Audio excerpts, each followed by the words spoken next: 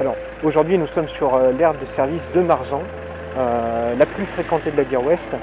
L'idée était en fait de dévier l'ensemble de la circulation entrante sur le réseau national dans le Morbihan depuis le 44 afin de sensibiliser l'usager en distribuant des tracts, des chiffres, des données chiffrées, des données imagées et y compris du coup l'installation visuelle et la communication sur les différents risques routiers quels qu'ils soient et y compris sur le Covid.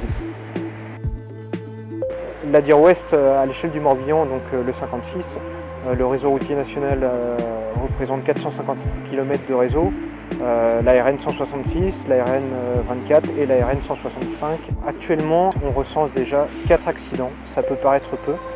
En réalité, c'est énorme. À l'échelle nationale, ça représente quasiment un tiers.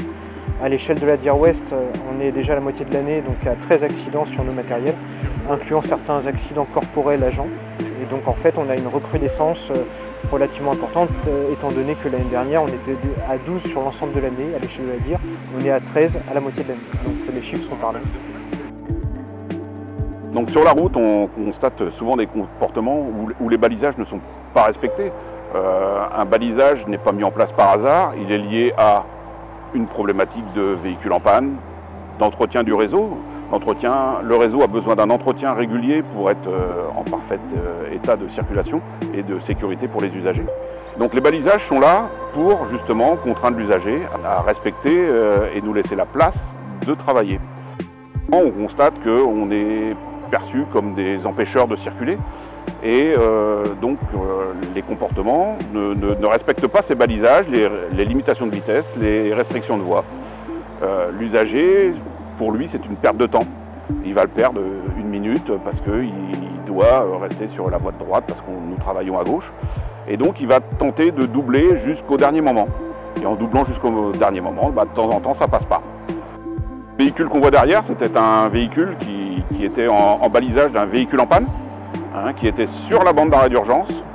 Et donc l'usager ne l'a pas vu et est venu le percuter sur le tiers gauche du véhicule. Heureusement, personne n'a été blessé dans cet accident. Ce sont des accidents qui arrivent régulièrement sur le réseau? Donc ce sont des accidents qui malheureusement arrivent bien trop souvent. Les vacances d'été, oui, effectivement, le flux va augmenter significativement. Les pannes vont augmenter aussi, les accidents malheureusement vont augmenter. Donc dès qu'on voit quelque chose de lumineux, premier réflexe déjà, on lève le pied et puis on s'écarte du danger dès que possible, le plus tôt possible. On n'attend pas d'être à l'arrière du véhicule de balisage pour changer de voie ou pour ralentir.